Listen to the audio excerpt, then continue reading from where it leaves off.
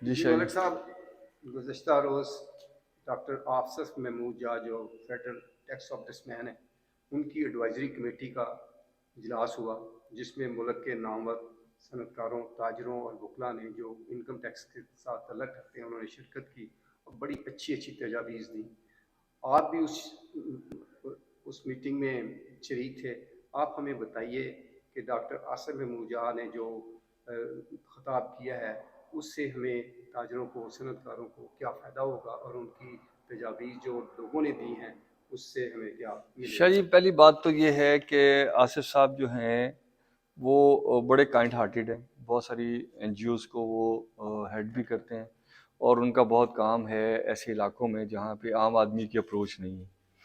کل کی جو میٹنگ تھی، ظاہر ہے وہ ٹیکس ہاؤس مین ہے تو ان کا کام ہے کہ وہ چیزوں کو دیکھیں کہ لوگوں کو ٹیکس میں کیا، وہ income tax, sale tax, custom, سب ڈپارٹمنٹ جو گورنمنٹ کے ریلیونٹ،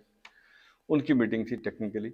اس میں ایک پریزنٹیشن ہوئی جس میں بتایا گیا کہ آج تک انہوں نے کیا کام کیے ہیں۔ صدر پاکستان کا کہا کہ وہ اویلیبل ہیں اور ہمارے ساتھ ان کا کوارڈینیشن ہے۔ اس میں صدر پاکستان نے کہا کہ جو فائل میرے پاس آتی ہے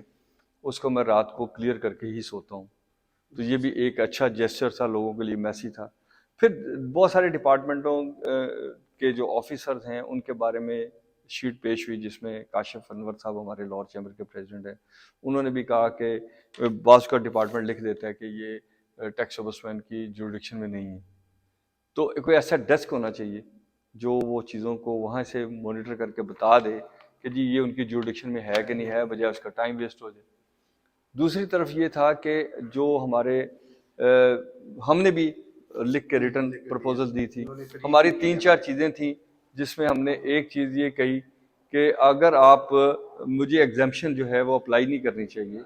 انڈرسٹوڈ میری ایگزمپشن جو ہے وہ اس میں ایڈ اپ کی جائے اور بینک اکاؤنٹ کی طرح آپریٹ کی جائے تاکہ چیزیں جو ہیں وہ مینیج ہو سکیں۔ تو اسی طرح پھر لائر تھے، انہوں نے لائرز نے یہ کہا کہ جو پاکستان کو کرنٹلی چیلنجز آ رہے ہیں قانون کے حوالے سے اس کو مینیج کیا جائے۔ تیسری طرف انہوں نے یہ کہا کہ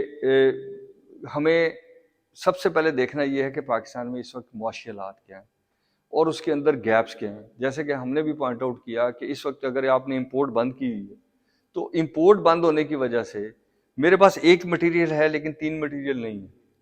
لیکن بینک کا مارک اپ آپ بڑھاتے چلے جا رہے ہیں، میں بینک سے ٹرانزیکشن بھی نہیں کر پا رہا، تو بینک کیا کرے گا؟ میرے اکاؤنٹ بھی فریز کرے گا، مجھے نہیں دے گا کہ بھائی اس کی ٹرن اوور نہیں ہو رہی۔ ایک سٹاک کو رکھ کے میں کیسے سروائیو کروں گا؟ تو کیا ہوگا کہ ایف بی آر کل کو مجھے کہے گا جی آپ کے پاس یہ سٹاک تھا، آپ نے اس کو کیسے کنزیوم کیا، اس کا ریٹ کیسے نکالا، مجھے اجازت دی جائے کہ میں بازار میں بیچوں، اور اس سال کو فریز کر دیں کہ لوگوں کے آڈٹ نہیں ہوں گے۔ کیونکہ دیکھیں 3 طرف سے مار نہیں کھائی جا سکتی،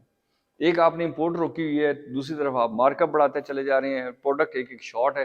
تو سروائیول، اوپر سے بجلی کا آپ کہتے ہیں 50% جو سینکشن لوڈ ہے وہ آپ پے کریں، تو سر یہ کس طرح پھر ہوگا؟ پھر مجھے تو سیدھا سیدھا کہیں گے خود رسا ڈال گلے میں اور لٹک مر جا، اور یہ جو تیرا ایسڈ ہے یہ ہم کسی کو آکشن کر دیں گے، کسی کو oblige کر دیں گے اور تم مر جائیں۔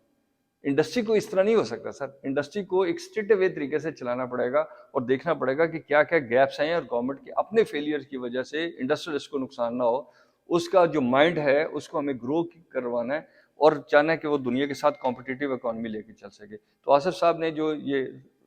چیزیں ساری ایکنالج کی، انہوں نے اسپیچ نہیں کی اس طرح کی، انہوں نے ڈائلاگ کی ہے اور اسے اپریشیبل کہ انہوں نے پوائنٹ ریز کیے، ہم بھی ان کو لکھ کے بھی بھیجیں گے یہ چیزیں دوبارہ سے۔